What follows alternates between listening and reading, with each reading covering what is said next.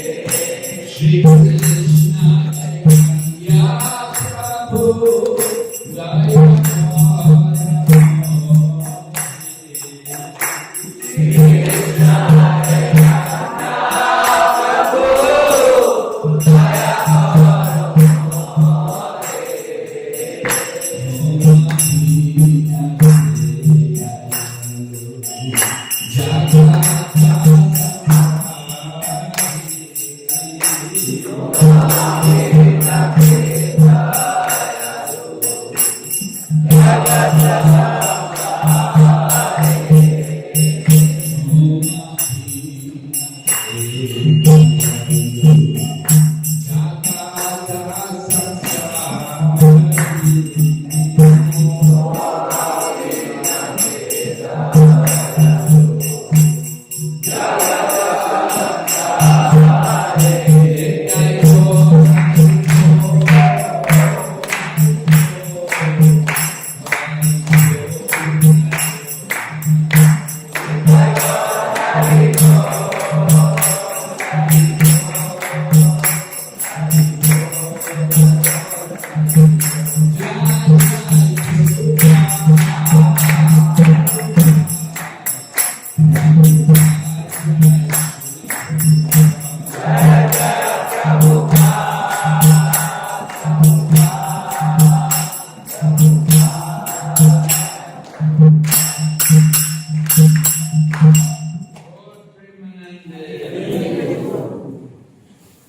So today is very auspicious day. Today is the appearance day.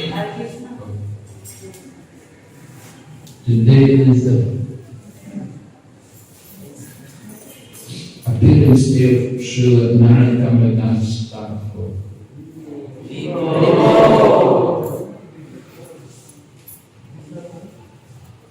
हरे कृष्णा। तो महाराज इंग्लिशে বলবেন, কারো অনুবাদ দরকার আছে? অনুবাদ, বাংলা অনুবাদ, সবাই ইংরেজি বোঝেন? আর কেউ আছে? মহারাজ কালকে বলছিলেন অনুবাদ হলে ভালো হতো। কেউ যদি সবাই এগিয়ে আসার জন্য অনুরোধ করা হচ্ছে। हरे कृष्ण। महाराज इंग्लिश में बोलेंगे, किसी को अनुवाद जरूरत है इंग्लिश से हिंदी या इंग्लिश से बंगाली? मेरे ख्याल से सब लोगों को समझ में आता है। ओके, ठीक है। हरे कृष्ण। महाराज इंग्लिश में बोलेंगे।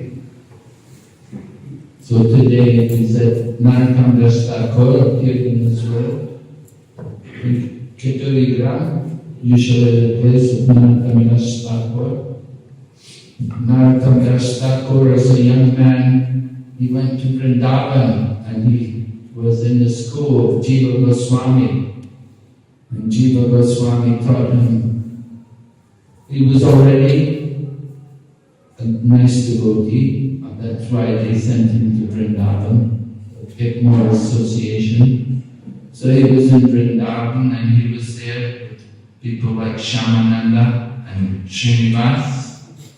And the three of them were sent by Jiva Goswami to bring the books of the Goswamis, to bring the books back to Bengal, because Lord Chaitanya had disappeared, and in the absence of Lord Chaitanya, the devotees were feeling very desperate to hear more, because the Lord had departed from the world, so they wanted to get more, to hear more about the message of Lord Chaitanya and the pastimes of Lord Chaitanya.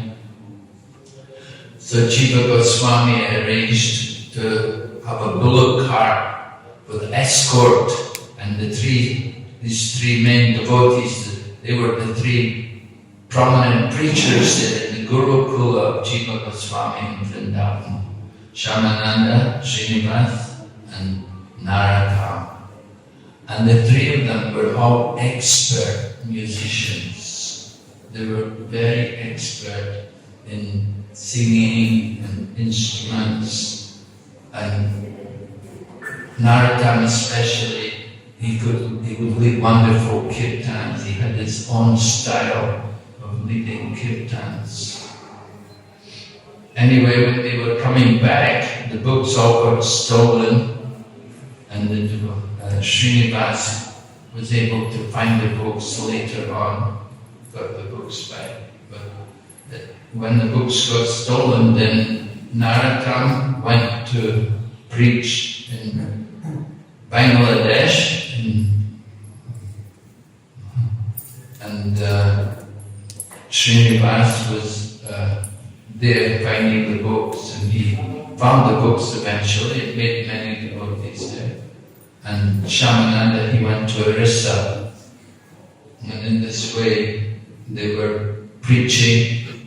So Narottam, he made many, many devotees. He was actually the disciple of Lokanath Das Goswami. And Lokanath Das Goswami was living in Vrindavan when Narottam approached him and asked him for initiation. And Lokanath said, no. He said, I don't have any disciples, and I don't want to take any disciples. But Narottam was getting instruction in his dreams Lord Chaitanya was coming to him and telling him, you have to take initiation. You have to get initiation from Lokanath.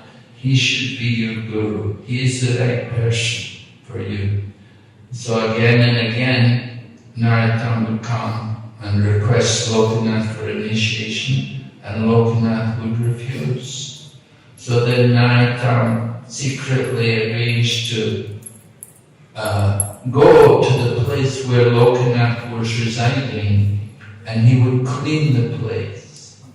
He would find out where he was bathing and everything, and he would clean that place regularly. So after some time, Lokanath understood, somebody must be coming here, because I didn't leave the place like this. So then Lokanath, trapped one day, he waited and he caught Narottam coming there to clean the place. And then he said, what are you doing? And Narottam said, well, I have to get initiated.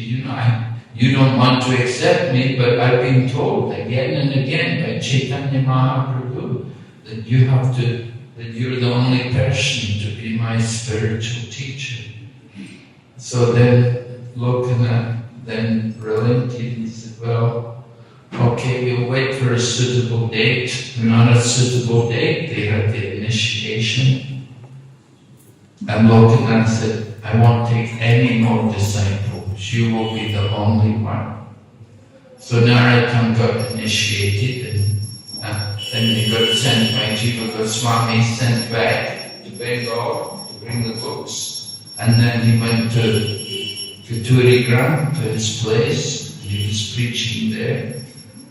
And he met thousands of devotees. And he wrote many songs, like the one we just sang.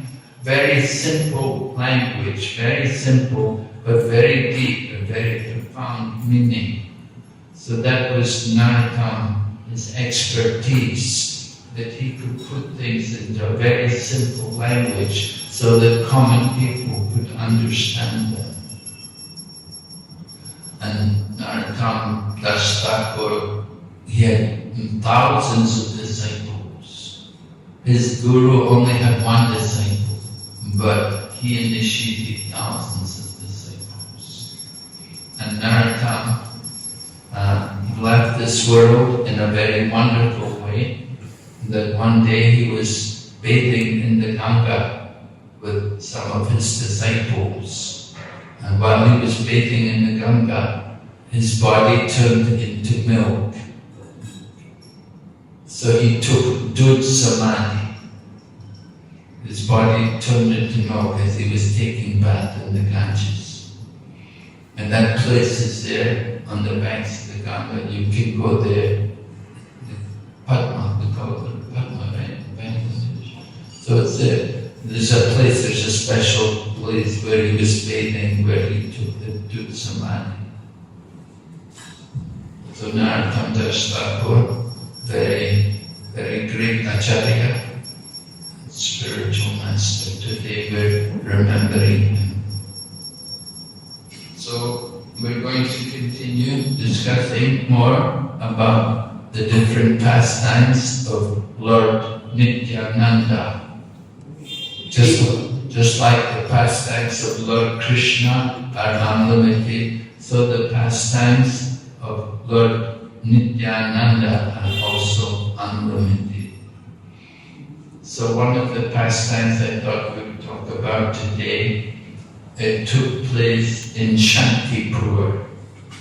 Shantipur, of course, is the place of Advaita Acharya. And Advaita Acharya, Lord Nityananda and Chaitanya Mahaprabhu. They're all Vishnu Tattva. Sri Chaitanya Mahaprabhu is the Supreme Lord. Lord Nityananda is his expansion, and Advaita Acharya is his incarnation. So sometimes people ask, what's the difference between an expansion and an incarnation? Well, that's the difference between Advaita and Nityananda. Nityananda is the expansion, Advaita is the incarnation. Lord Nityananda is Balaram, and Advaita Acharya was Mahavishnu and Sadashiva. So they're all the Pancha Tattva.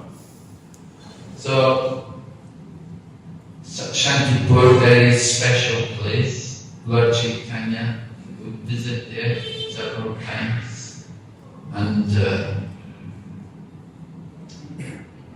Prabhupada would go to Shantipur. Prabhupada liked to go to Shantipur. Before he took sannyas, before he went to America, he would go to Shantipur, and he would chant there, and he would pray for his preaching work.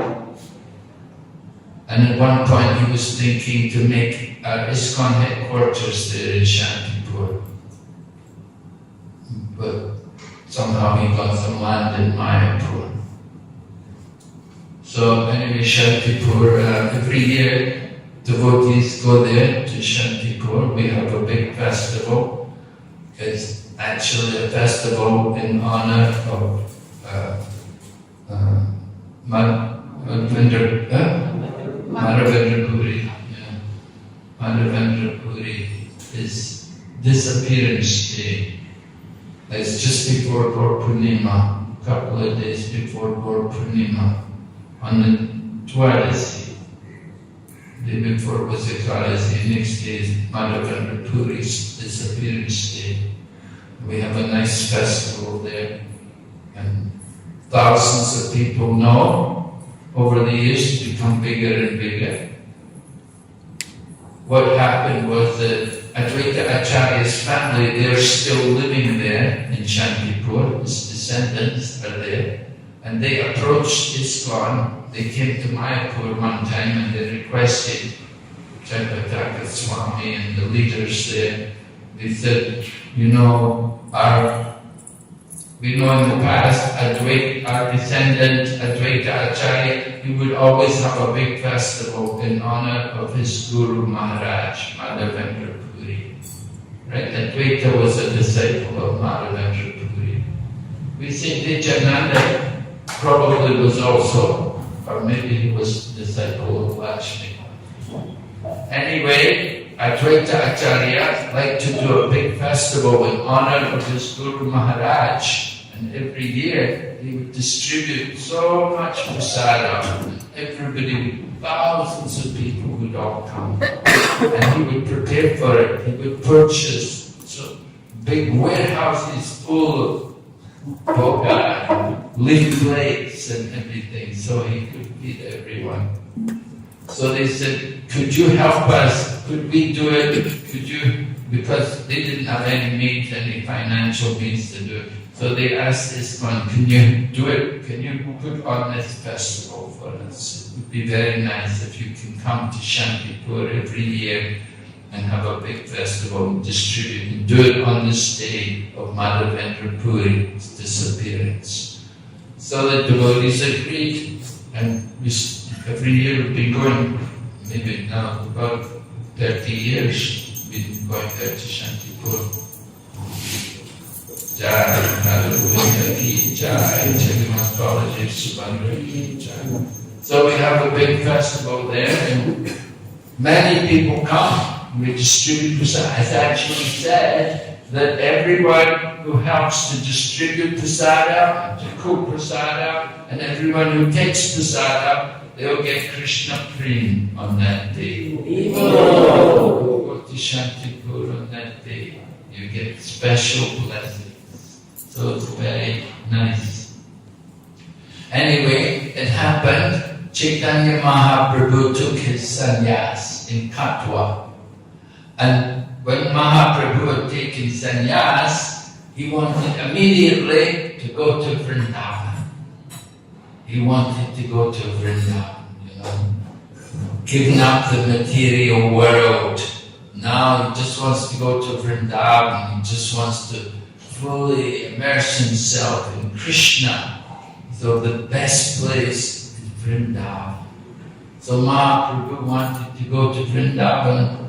And so when Mahaprabhu took sannyas, a few devotees were there with him, like Lord Nityananda, and then also Chandrasekhar, and also Makunda. They were all there when he took sannyas. So when he wanted to go to Vrindavan, he said, we will come with you, we'll go with you to Vrindavan. And so Mahaprabhu was going, and there were Lord Nityananda, he plays some tricks sometimes, And so Lord Nityananda, he wanted to bring Lord Chaitanya Mahaprabhu to Shantipur. Because Mahaprabhu had taken sannyas, he left home, and none of the devotees in Mayapur hardly even knew what was happening. So, Lord Nityananda wants to arrange to bring Mother Sachi to Shantipur so that she can see Lord Chaitanya Mahaprabhu now that he's a sannyasi. And he said, Lord Nityananda wanted to bring all the other devotees as well, that they should all come to Shantipur, because they should see Mahaprabhu, that now he's a sannyasi, he's changed. Before he was the grihastha, long hair, nice silk cloth, and now he's a sannyasi, he's renounced. So Lord Nityananda, he didn't tell Lord Chaitanya about this, but he arranged that Lord Chaitanya would be tricked into thinking he was going to Vrindavan.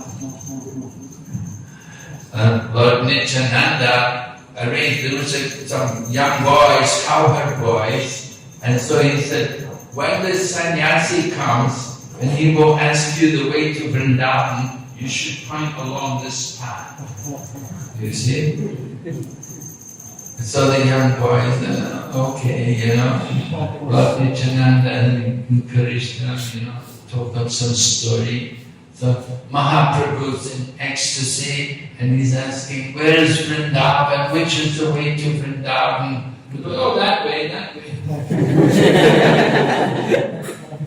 So Mahaprabhu was pleased. And then at one point they came to the Ganga, where the Ganga was. And Lord Nityananda arranged, he said, when Mahaprabhu comes, when the sannyasi comes, tell him this is the Yamuna. So Lord Chaitanya comes along, he's very ecstatic, and he sees the water, and he said, what is this? What is this? What is this river? And the young boys had been told, oh, this is Yamuna. Wow, Yamuna. And Lord Chaitanya begins to recite verses glorifying the Yamuna. And then he takes his bath in the Yamuna. And he's thinking he's in the Yamuna. But while he's taking his bath in the Yamuna, a boat appears. And in the boat is Advaita Acharya. And Lord Chaitanya looks at him and said, what are you doing here in Vrindavan? What are you doing here in Vrindavan? And Advaita says to Lord Chaitanya, my Lord, wherever you are, this is Vrindavan. Famous line, right? Wherever actually it's true, because Mahaprabhu is Lord Krishna. And so wherever Krishna is, that is Vrindavan. And Lord Chaitanya was a bit puzzled that how is it Advaita is here, And then he was thinking, he said to Lord Nityananda, he said, you cheated me. But Advaita Acharya came to the rescue and said, no, he didn't cheat you. He said, because this side of the Ganga, this is where the Yamuna joins in the Ganga. The Yamuna flows in this side of the Ganga. Yamuna water is very dark color, and Ganga water is very clear. And so you can see, where the Yamuna flows into the Ganga, then you've got this dark-colored water coming in. And the Ganga is usually clear. So this side of the river, this is actually the Yamuna. Although it can become the Ganga, but that's the side where the Yamuna flows in. That is the Yamuna, water of the Yamuna. So in this way, Chaitanya Mahaprabhu was a little pacified, you see. Anyway, they brought Lord Chaitanya to Shantipur with all the, and at the same time, Lord Nityananda, he sent Acharya Ratna back to Mayapur to bring Mother Sachi and the devotees from Mayapur and tell them how Lord Chaitanya is taking sannyas and you should all come. We're going to have a big festival in Shantipur with Lord Chaitanya, who is now a sannyasi. So they went to Shantipur and they had, it's Advaita Acharya's home. If you go there in Shantipur, you can see there's many mango trees there. Very nice place. So they brought Mother Sachi, and of course she comes and she sees her son. He's now a sannyasi. And Mother Sachi, oh my son, So Lord Chaitanya tells Mother Sachi, yes, he said, I did it when I did it on the spur of the moment. He said, I was foolish. He said, if you want, I will come home with you now. Now give it all up. But Mother Sachi said, oh no, don't do that. If you do that, it will be worse. It's bad enough that you're not going to be home, but if you give up the sannyas and come home, that will be unbearable. So better you continue.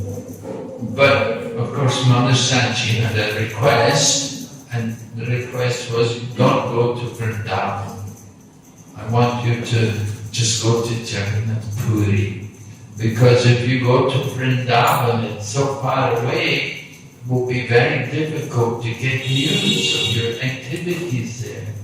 And if I don't get any news of your activities, how will I live without hearing about you?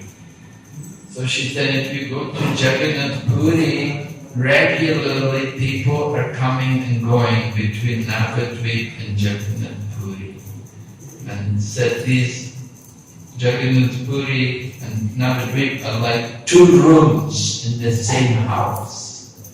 Just like if you live in a house, you may be in one room, you know about what's going on in the next room, right?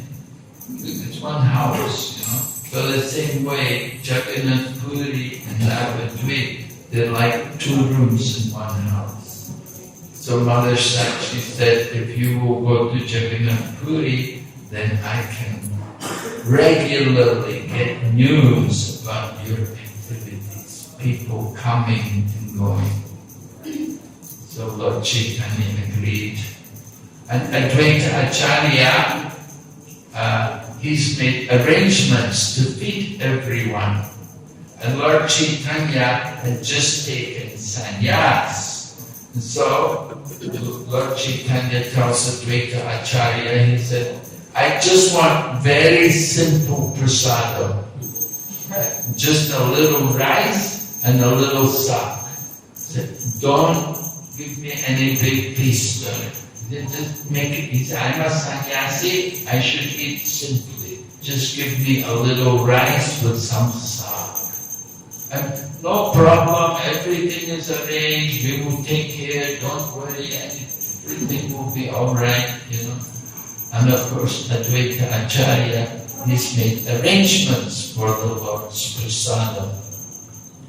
Now if you go to Shantipur, you can see the place where where Lord Chaitanya, Lord Nityananda and Advaita Acharya, they've made a special shrine there commemorating the event, how the three lords sat together taking prasadam.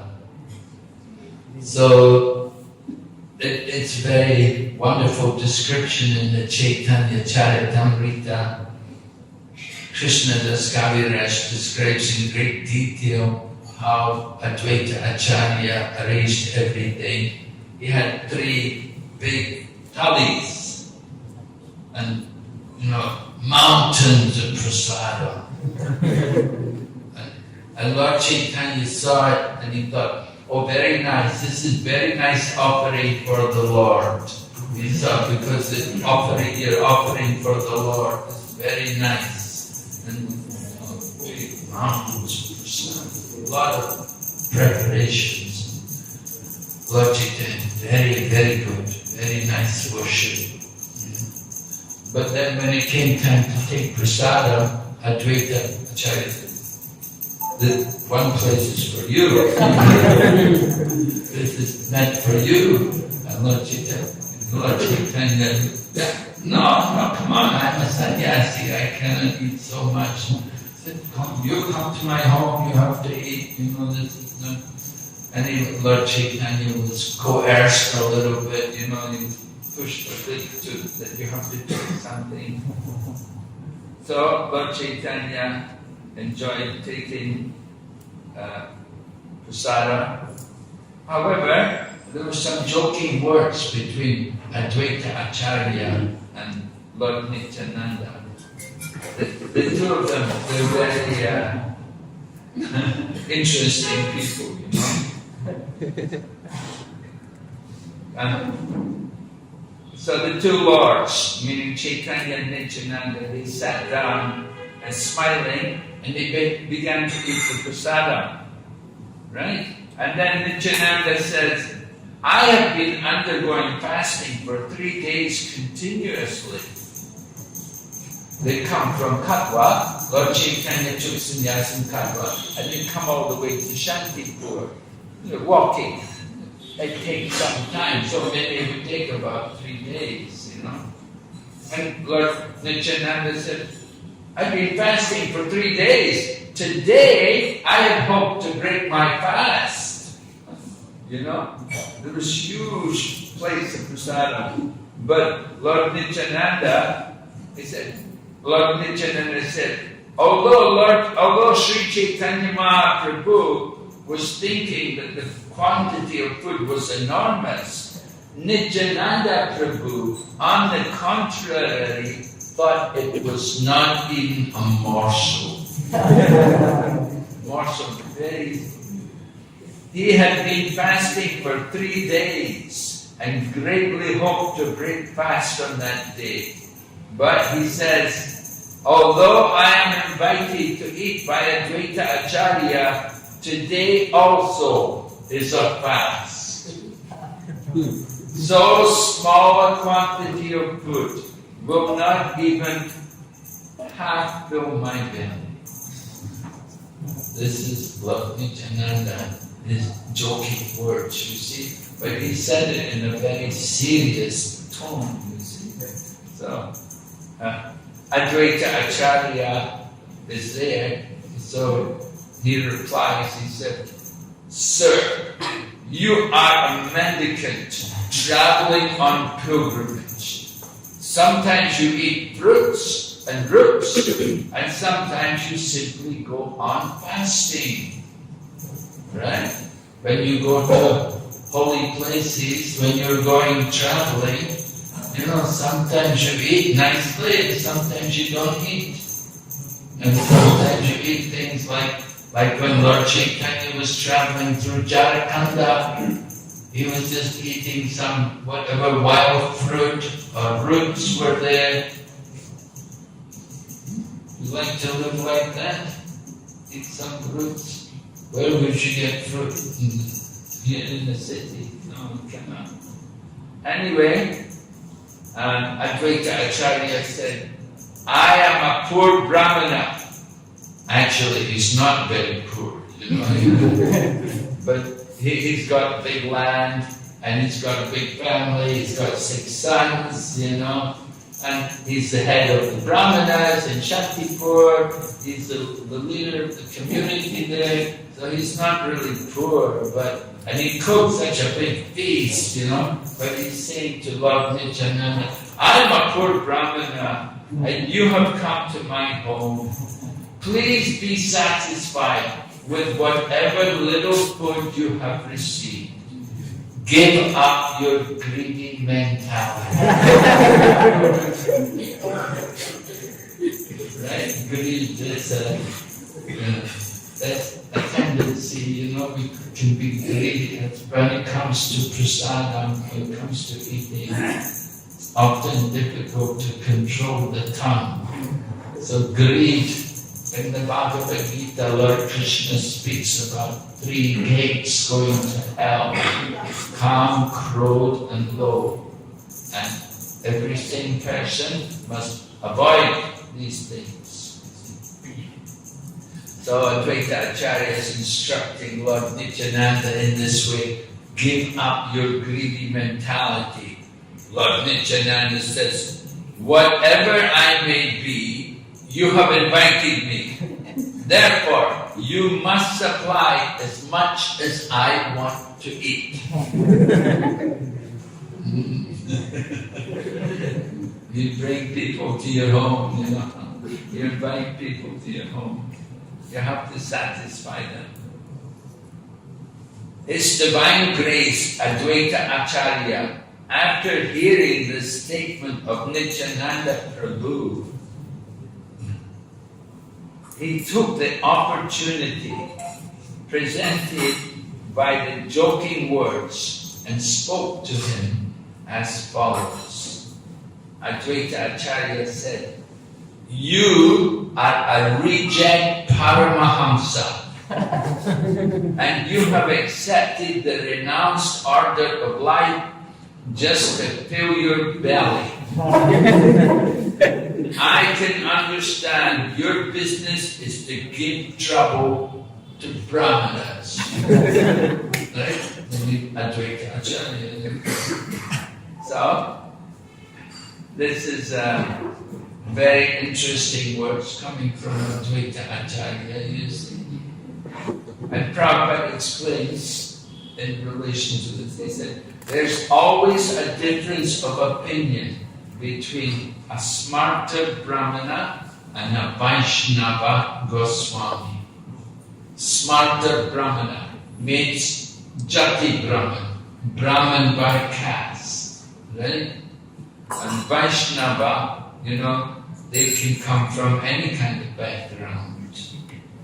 So, even Srila Prabhupada, Srila Bhaktisiddhanta Saraswati, Bhaktivinoda Thakur, they're not from Brahmana families. They're Vaishnavas.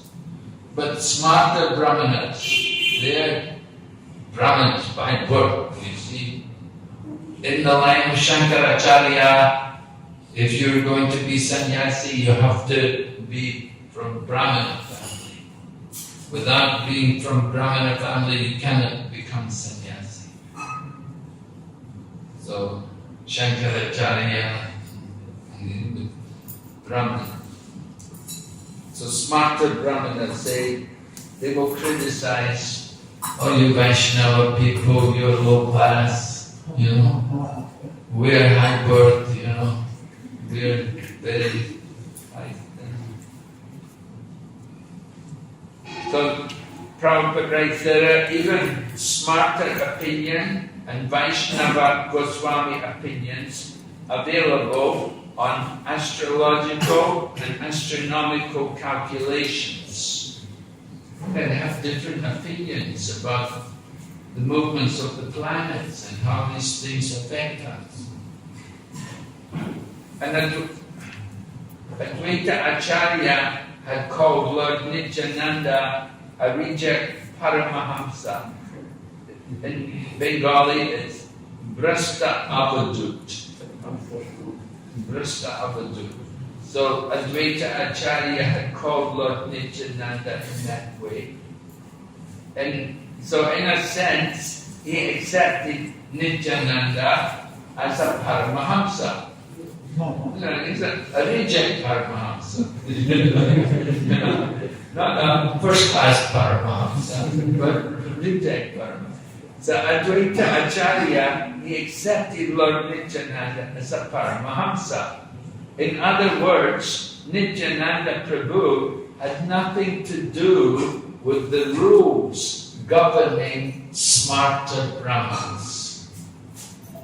Actually, Lord Nityananda, his father was a Brahmana, but mother was not Brahmana. So mixed caste. So Nityananda, he didn't follow any of the rules, which the Smarta Brahma, Smarta Brahma have so many rules, right? Don't touch your face with your left hand, right?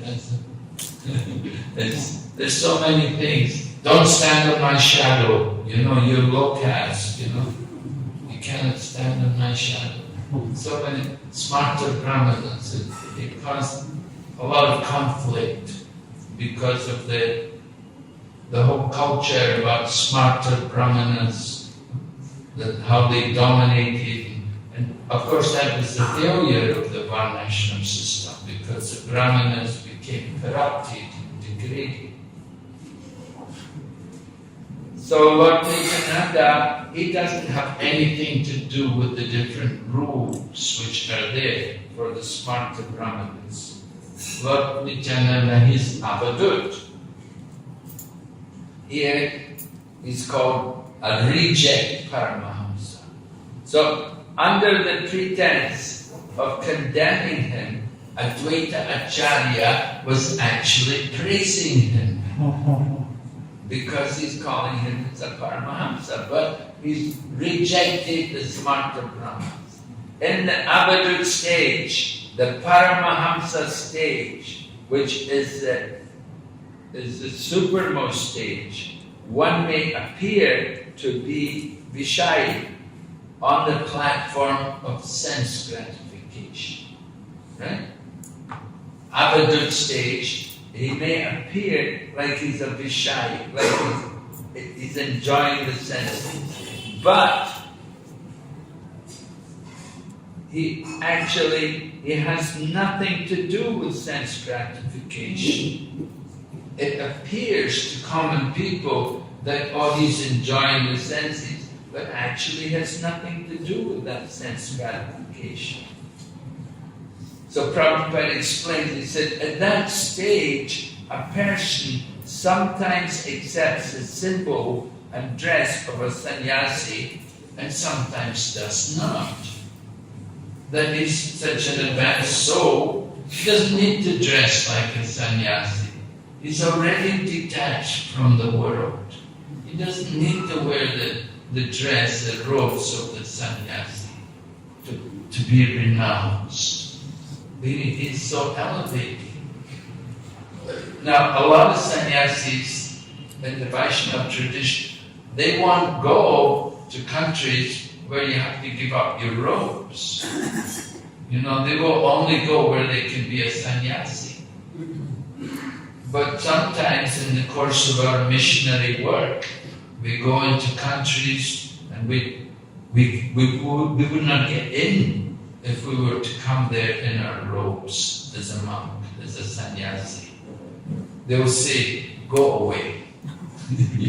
We don't need you here, And there are countries like that. If you go there as a sannyasi in robes, they won't give you admission.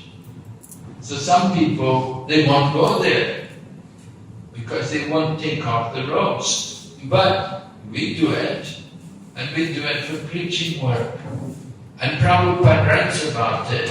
It's in the Chaitanya Charitamrita, and it describes how Maharaj Prataparudra changed his dress. He took off his royal robes to go and give a massage to Lord Chaitanya Mahaprabhu. Sometimes people are surprised that, why are you not wearing your robes? Why are you not?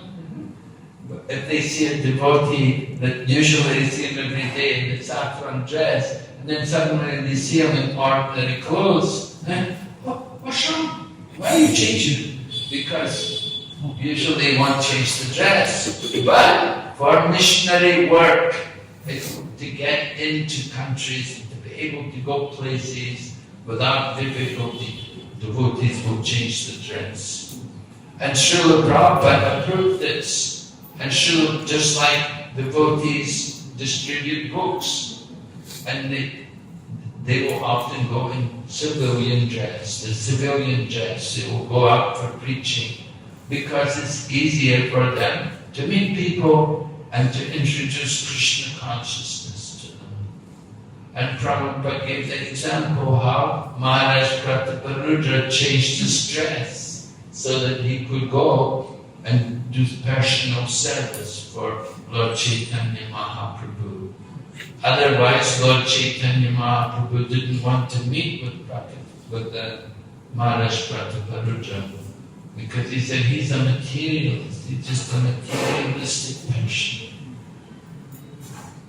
So Prabhupada is explaining how when somebody is actually renounced avadut, or they can give up the dress. They don't need to wear the dress of a renunciate to be renounced. Wherever they go, they'll be renounced. So sometimes they wear the dress and sometimes they do not. Sometimes he dresses like a householder. We should know, however, that these are all joking words between Advaita and Nityananda Prabhu. They are not to be taken as insults. They're very close friends, but they joke with each other. Lord Nityananda was joking when he said, this food, this is not even a morsel, I'm still going to be fasting. It was definitely joking.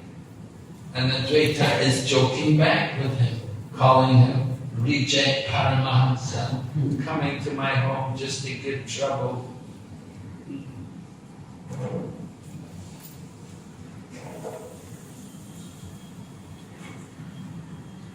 So Prabhupada writes in Kadadaha, sometimes people misunderstood Nityananda Prabhu to belong to the Sakta Sampradaya, whose philosophy is Antasakala Bahi. Sabaya Vaishnava Manu. According to Sakti Sampradaya, a process called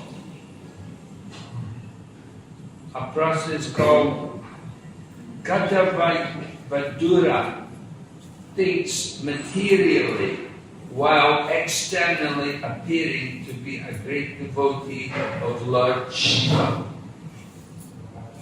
So a process where you think materially and you appear to be a great devotee of Lord Shiva.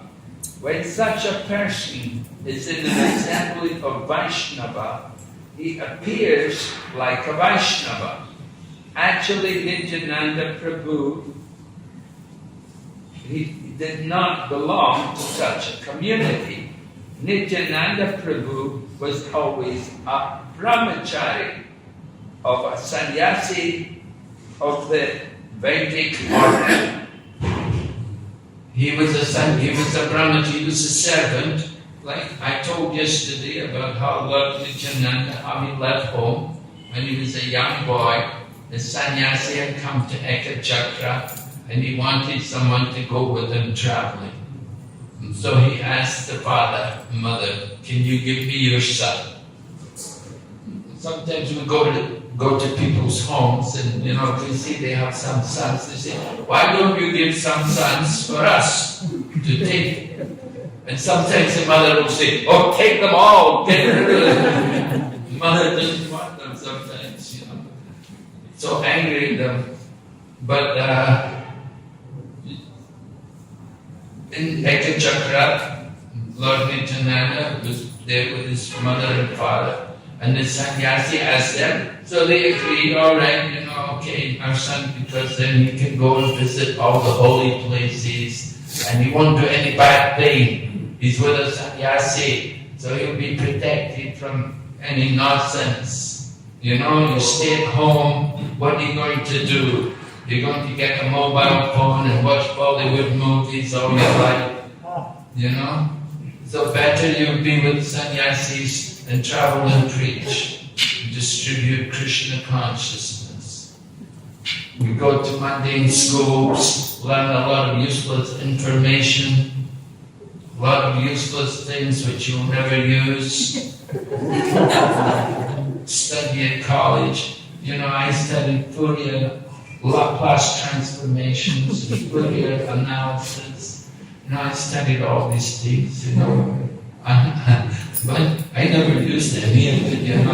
I don't think anybody ever does use it. Somehow they teach these things, you know. Just to waste your life, you see.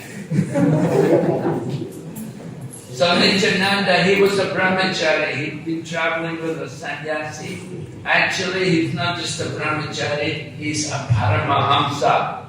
Sometimes he is accepted to be a disciple of Lakshmipati, Tirtha, and if he is accepted, Nityananda Prabhu then belongs to the Madhva Sampradaya. He did not belong to this Shakti Sampradaya of Bengal. So Advaita Acharya then accused Lord Nityananda. He said, you can eat 10 to 20 mounds of rice. I am a poor Brahmana. How shall I get so much rice? He said, you can eat 10 to 20 manas of rice. A mana is a measurement containing about 40 kilos. So Advaita Acharya was saying, I'm just a poor Brahmana, how can I feed you so much? So Advaita says to Lord Nityananda, whatever you have, though it be just a palmful of rice, please take it and eat it up. Don't show your madness and don't throw the remnants of food here and there. In this way, Nityananda and Lord Chaitanya, they sat with Advaita Acharya joking. After eating half of each vegetable preparation given to them, Lord Chaitanya abandoned it and went to eat the next. And at that time, as soon as half of the vegetables were taken, Advaita Acharya would fill it up again. And in this way, Lord Chaitanya finished half of the preparation. And again, Advaita would fill it up again. After filling a pot with vegetables, Advaita Acharya requested, please eat more.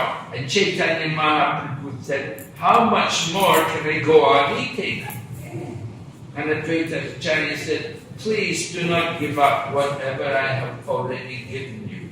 Now whatever I am giving, you must eat half, and you can leave half. In this way, by submitting various humble requests, Advaita Acharya made Lord Chaitanya and Lord Nityananda eat. And Lord Chaitanya fulfilled all the desires of Advaita Acharya. But Lord Nityananda, he said, my belly is not yet filled up. Please take away your food. I have not taken the least of it. After saying this, Nityananda Prabhu took a handful of rice and threw it on the floor in front of him as if he were angry.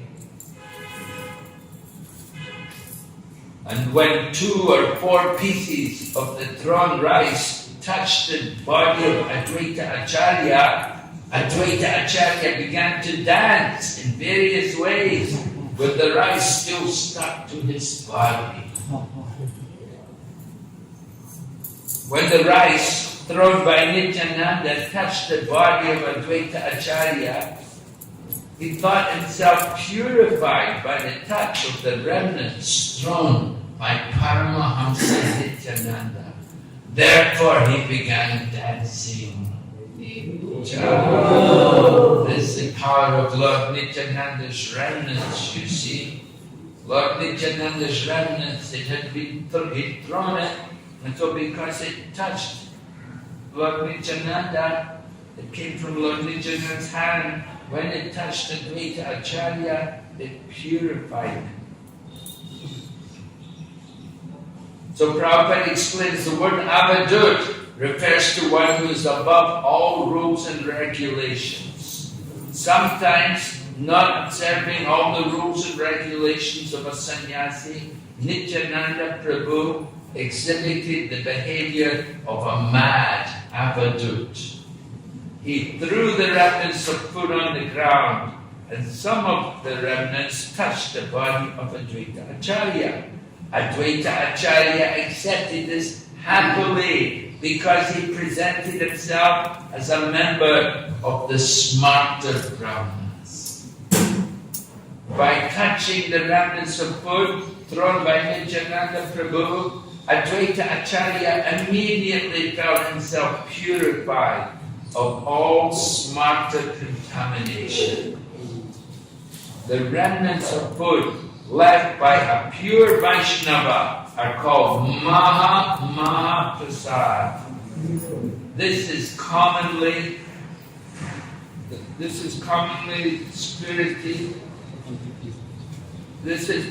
spiritual and is identified with Lord Vishnu. Such remnants are not ordinary. The spiritual master is to be considered on the state of Paramahansa and beyond the jurisdiction of the Varnashram institution. The remnants of food left by the spiritual master and similar Paramahamsas or pure Vaishnavas are purified. When an ordinary person touches such prasad, his mind is purified, and his mind is raised to the status of a pure Brahmana. The behavior and statements of Advaita Acharya are meant for the understanding of ordinary people who are unaware of the strength of spiritual values, not knowing the potency of food left by the Lord.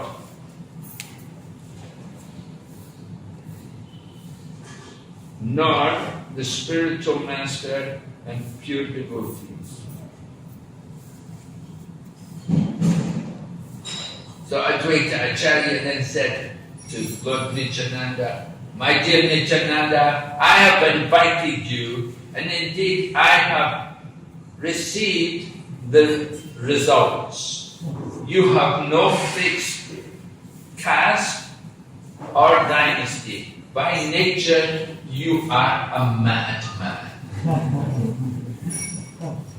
And Advaita Acharya had called him Sahaji Pagala. By nature, a madman, indicating that Lord Nityananda Prabhu was transcendentally situated on the Paramahamsa level, because he always remembered Radha and Krishna and their service. So he was transcendently mad, and Advaita Acharya was pointing out this fact in this way, by calling him like that. And then Advaita Acharya says to Lord Nityananda, "To make me a madman like yourself, you have thrown the remnants of your food at me. You did not even hear the fact that I am a Brahmana." So, Advaita Acharya considered himself to belong to the smarta Brahmanas, and he considered Nityananda Prabhu to be on the transcendental stage with pure Vaishnavas. Lord Nityananda gave Advaita the remnants to situate him on the same platform and make him an unalloyed Vaishnava or Paramahamsa. Advaita Acharya's statement indicates that a Paramahamsa Vaishnava is transcendentally situated. A pure Vaishnava is not subject to the rules and regulations of the smarter Brahmanas. That was the reason Advaita Acharya is stating that you are to raise me to your own standard. A pure Vaishnava or a person on the Paramahamsa stage accepts the remnants of food as spiritual. He does not consider it to be material or sense gratification. He accepts Mahaprasada not as ordinary dal and rice, but a spiritual substance. To say nothing of the remnants of food left by a pure Vaishnava, prasada is never polluted, even if it is touched by the mouth of a chandala. Indeed, it retains its spiritual value. Therefore, by eating or touching such Mahaprasad, a Brahmana is not degraded. There is no question of being polluted by touching the remnants of such food. Actually, by eating such Mahaprasada, one is free from the contaminations of the material condition. That is the verdict of the Shastra. Very powerful. We have to be very careful. We're not just eating rice and dal. We're honoring prasad. So Lord Nityananda said, these are the remnants of food left by Lord Krishna. If you take them to be ordinary remnants, you have committed an offense. So in the Puranas it's stated, one who considers Mahaprasadam to be equal to ordinary rice and dal certainly commits a great offense. Ordinary edibles are touchable and untouchable, but there are no such dualistic considerations where prasadam is concerned. Prasadam is transcendental, and there are no transformations or contaminations, just as there are no contaminations or transformations in the body of Lord Vishnu himself. Thus, even if one is a Brahmana, he is certain to be attacked by leprosy and bereft of all family members if he makes such dualistic considerations. Such an offender goes to hell, never to return. This is the injunction of the Brihad Vishnu Purana. Lord Nityananda said in reply, if you invite at least, because he was saying, you've committed an offense, so Lord Nityananda says to Advaita, you have to invite at least 100 sannyasis to your home and feed them sumptuously. Then your offense will be nullified. Right? Because Advaita, Lord Nityananda said Advaita committed an offense. You're calling it food, It's not food, it's prasada, spiritual. So you have to invite 100 sannyasis to your home. So Advaita Acharya said, I shall never again invite another sannyasi. It is a sannyasi who has spoiled all my Brahminical smarter regulations. So in this way they enjoy joking words and they took prasadam together. So nice. There, Shantipur, we see that place. It's honored. So the pastimes of Lord Nityananda like that. You can see the joking words between Advaita Acharya and Lord Nityananda. Lord Nityananda is Paramahamsa. And Advaita Acharya, he's Lord, he's Vishnu himself. He's also, he's not, this is Smarta Brahmana, that is external Smarta Brahmana. But actually he's the Lord himself coming to take part in the pastimes of Chaitanya Mahaprabhu. Okay, any questions? Any comments on this? Very important pastime here. When you go to Shantipur next time, you can remember this event took place just after Lord Chaitanya took sannyas. Nice joking words. Okay, yes, Guru. Thank you, Maharaj, for your sweet medicine about Nityananda Prabhu's Pastimes. Maharaj, you explained about this prasadam, and Advaita Acharya, he became free from this master. The people generally, they ask that any evidence is tamasic. A quote from Bhagavad Gita, Uchishtam apichamedhyam bhojanam tamasatya. So how this will become transcendental? This Vaishnava Uchishtam and Lord's Uchishtam. How does the food become transcendental? Yes. Well, we say devotees of the Lord are released from all sin because they eat food which is offered in sacrifice. So when we offer the food, this is the yagya, and this is how the food becomes prasadam. Before it's bhoga, but once it's offered to the Lord, then it becomes prasadam. So through the offering process, the food is transformed to prasadam. But that's the yagya.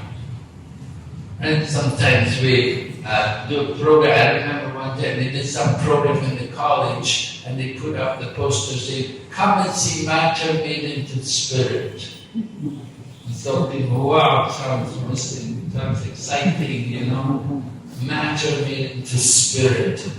And so when the program took place, the devotee had some food and he put it on the altar, he closed the curtain, he rang the bell and chanted the mantras. He said, now food is spirit. It's matter, the bhoga was placed on the altar, and we chanted the prayers to the Lord, and the Lord is there on the altar, and He accepts the offering, and the food becomes spiritualized. So, karma-free, spiritual food. This is the yagya we are doing every day, offering the food to the deities. So in this way the food becomes spiritual. And so it's important for us as devotees. We like to take prasadam. And there are some people, they will only take food offered to the deities. And at the same time, you got smarter brahmanas, they will never take food cooked by any Hare Krishna people. Because Hare Krishna people are all low-class people, that they have to have food cooked by a brahmana. What was it? There was a case in South India some few years ago, they had that one Shankaracharya in jail. There was some, he was in the jail, and he's a Shankaracharya, there was some case, and he got put in the, but he can only eat food cooked by a brahmana. They had the brahmana come and he was in the jail and he was cooking the food for the Shankaracharya. We're very particular, smarter people, they will not take food touched or cooked by non-brahmanas. Must be brahmanas, must be. But also in Madhva Sampradaya, they have to follow this tradition. Madhva Sampradaya, they only give sannyas to only brahmanas and they cook themselves, not anybody else.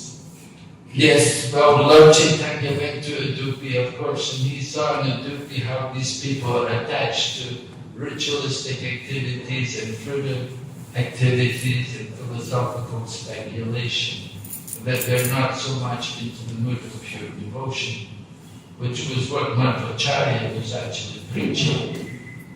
But even today, you go to Madhva Center and you'll see they're doing so many rituals. It's quite amazing. I was in Bangalore and we had one Madhva Center there, and they had the cow and the tail of the cow and getting the head from the tail of the cow to do some ritual. Oh, so many things like this. So, the Kali Yuga, the real yajna is Sankirtan. That's the real yajna, chanting of the holy name. So we're presenting that. Also, I'm getting this. That we're taking the regiments and taking the water of pure devotees, Bhakta Padaja and Bhakta Padadoli. That is also chanting the Kirtan. Well, that's mercy. You're getting the mercy. If you take the Mahaprasadam from the devotees, you take the remnants of their food or their water, that's mercy.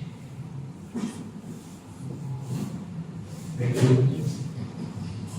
If with the Prabhupada's remnants, they would bring Prabhupada's remnants, Whatever you could get, you take, It didn't mind what it was. They're happy. It's the remnants of the pure devotee. But Prabhupada told sannyasis, he said, it's not your duty to live alone. You leave your remnants, you give your karma to people. So usually what happens, a spiritual master, he will give his remnants to his disciples. He will not just give to everybody, but he will give the remnants for his own disciples. Because he's already taking the karma for his disciples. So he doesn't mind to give the remnants, but he won't just give his remnants to everybody. Of course, Prabhupada generally would do that. He would allow. It's Prabhupada very, very great devotee. He could do it. He could do these things, but not everybody cannot imitate Prabhupada's position. Who is take their karma? Eat remnants. Yeah, if you give food to somebody, they eat your remnants, then you get their karma.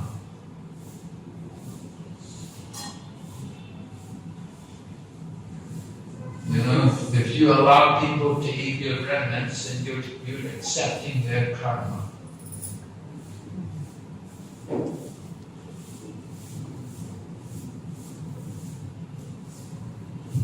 Krishna Maharaj, in Chaitanya it is mentioned that Jyoti Nityananda Sulavadi Jai, Tobloka Harshi Nityananda Rai. If Lord Nityananda is going to a liquor shop, still he is the Supreme Personality of Godhead. So we are not in that pure stage. While seeing our acharyas or how we can see or manifest that mode. We are not that pure soul. We have fault finding nature. So while seeing our acharyas, how we can manifest that mode of not seeing faults, rather seeing faults. Well, we have to see faults in ourselves. Don't be so much worried about faults in others. Look at our own faults. Be critical of our own self before you start looking at other people and finding fault with them. Look at our own self. That's generally the mood we should have. If we see faults in others, we're not looking at our own self close enough. So we need to be more conscious of our own position. Worry about our own self. Don't be thinking about other people, what they're doing. But rather we appreciate what others, see the good in others and see the faults in ourselves. Right? So see the good in other people, don't see any faults. It's not good for our Krishna consciousness to see faults in others. If people would write to Prabhupada, they'd write a letter to Prabhupada and they'd complain about people. Prabhupada would say, oh, you're very, he said, again, the neophyte tendency to find fault with others. But if somebody would write to Prabhupada and glorify everybody, yeah, so nice that Prabhupada everything, then Prabhupada would feel this is very good. Like that. He didn't like to hear all the criticism. So you should always think like that. What's pleasing to Prabhupada? Okay, yes? More questions. What time is breakfast? So we are seeing in the Pastime that Nityananda and Advaita Acharya is joking among themselves. Yes. So among the devotees also, when we joke, so what will be our limit that we can joke up to this, or we can joke anything with any devotees? So what is What is your opinion? What is my opinion? Well, the joking, just like Advaita and Nityananda is joking, Prabhupada is explaining that actually these jokes are actually true, the truth behind it all. So it has to be philosophically based. You see, the joking, it shouldn't just be some nonsense, but it has to be some philosophical truth. To reveal some philosophical truth, you can have joking words like that. You have to be very advanced, actually, to be able to do this kind of joking. No.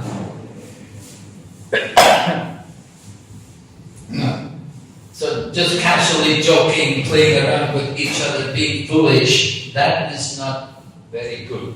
But if the joking is based on to bring out some philosophical truth, some philosophical meaning, then it's okay. Okay, last question. Somebody in the back there? I had same question. Huh? Same question. Same question. Oh. Maharaj, when Indra was criticizing Lord, So that time Saraswati she glorified, that is not criticized. Indra, Govardhan Puja. Yeah. So, yes, when Indra he was criticizing Lord Krishna, Yes.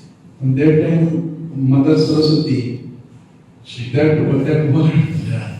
she glorified. Yes, right. Yes, Indra spoke words about Lord Krishna, and saying things like he's childish, and he's ignorant, and this, different words. But the Acharyas explain that the words which were used, that Mother Saraswati arranged that these words could be understood in another way, to be a glorification of Lord Krishna. So although Indra externally appeared to be saying nasty things, bad things about Lord Krishna, Mother Saraswati arranged that these words could be understood by other people, they could be understood to be a glorification of Lord Krishna. For example, she used a word which meant, oh, he's ignorant, but actually the word meant that he knows everything. He doesn't need to know anything else because he already knows everything. That word was Stabdha Murkha Pandita Manina. It's Bachala, it's childish. Stabdha Murkha Pandita Manina. Means to whom Pandit is. Yes. The scholar and very glorified. And he was ignorant, but childish as well. Mother Saraswati arranged that he has the innocence of the child. So this is, joking words like that. It's nice. You have to be quite scholarly to do things like that. Okay, so we can stop here. Thank you. Hare Krishna. Srimad Bhagavatam ki Jai.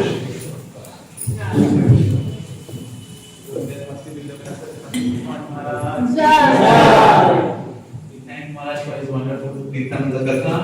And tomorrow morning there will be our class by His Holiness Bhakti Vigna Vinasa Prashna Swami Maharaj ki Jai. So request everybody to come tomorrow morning and